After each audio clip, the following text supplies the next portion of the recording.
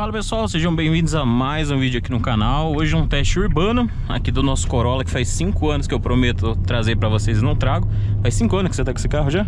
Faz 6 já. 6 anos já, né? Esse é um teste urbano, o objetivo, como sempre, é mostrar um pouquinho aí o comportamento do carro na cidade. Hoje, como de costume, eu vou dar uma comparada aí com o último carro que a gente testou aqui no canal, que é pra mostrar um pouquinho a diferença de dois carros médios. Apesar de ser um hatch e um sedã, dá pra ver que tem bastante diferença de um carro pro outro.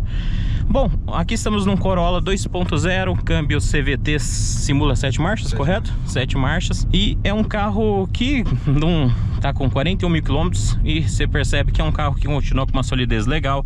É um carro silencioso, é um carro que tem questão de desempenho interessante. E eu sempre elogio muito na questão de cidade desse carro a questão de leveza. É um carro que ele realmente anda leve, principalmente pelo câmbio CVT. Deixa eu só atravessar aqui. Então é um câmbio realmente muito bem. Não dá nem para falar escalonado, porque é um CVT, né? Não tem nem escalonamento. Na verdade ele trabalha de forma infinita. Mas ele funciona como uma... Ele meio que vai simulando mesmo no modo drive, né? Ele faz uma pré-simulaçãozinha ali, né? Então é um carro que você realmente se sente nessa leveza que eu falo, que é um carro que se deslancha sozinho. Questão de direção é uma coisa que eu principalmente quando eu saio de carros da Fiat, Jeep, esses carros que tem uma direção muito leve, esse carro ele tem uma direção um pouquinho mais pesada, mesmo sendo elétrica, tá? Questão de costume, um dia que você andar com o carro, você já vai acostumar com o peso dela, mas é um pouquinho leve na hora de saída. Quando você tá andando, a roda fica leve e fica tranquilo. Então é um carro tranquilo em questão de economia. Como eu tava falando, em questão de performance, é um carro que realmente você sente, né? Ele é bem soltinho, a questão de acelerador dele é bem também suave. É um carro bem tranquilo nesse sentido.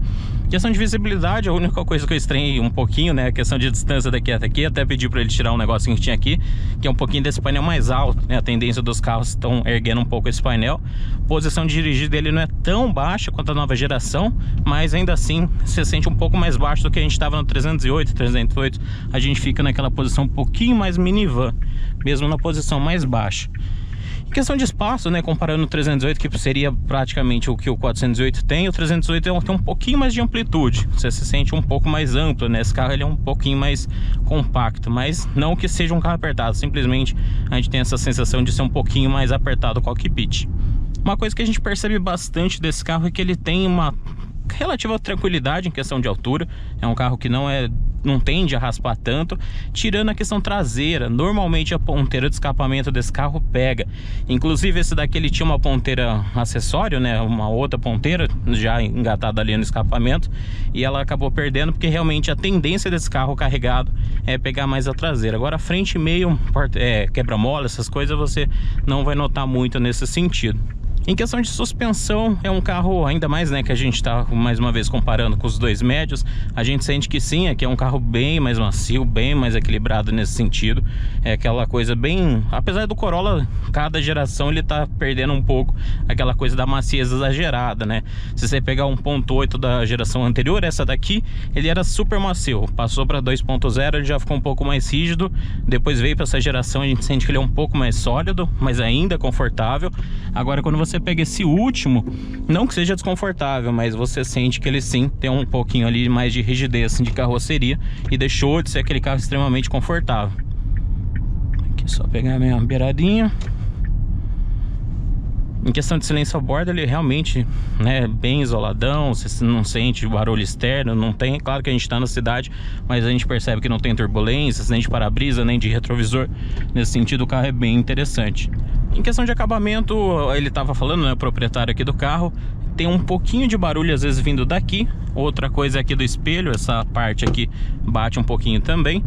Mas, pelo menos aqui no uso nosso, a gente ainda não ouviu nada. Talvez a gente passe, se bem que eu acho que no nosso percurso a gente não vai acabar passando em rua de paralelepípedo, mas se acontecer alguma situação aí um pouquinho mais difícil, a gente vai ver se o carro realmente está sólido ou se a gente que está passando só em lugares bons por enquanto. Bom, em questão de itens, né, dessa versão aqui, que é uma XEI, ou Shea, como diria um amigo meu, esse é um carro que é, né, completa. A gente pode dizer que é bem completa. Já tem toda a parte de segurança, questão de airbags, temos parte de SP, controle de tração, estabilidade, tudo bonitinho. Então é um carro que entrega um pacote legal. Se eu fosse apontar uma coisa que eu não sou muito fã desse carro, é a questão da central multimídia. Eu acho a qualidade sonora dela boa, o proprietário às vezes reclama, mas eu realmente achei a qualidade sonora dela boa já, em outros testes que eu fiz. Porém, ela não tem Android Auto nem Apple CarPlay, né? Não tem nada.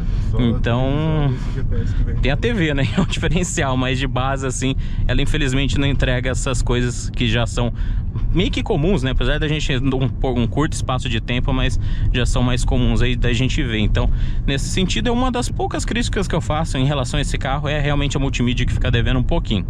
Então é isso, pessoal, é um carro realmente assim para uso urbano, indiscutivelmente muito bom, muito gostoso, suspensão legal, desempenho legal, consumo legal. Eu sempre falei, é um carro muito equilibrado.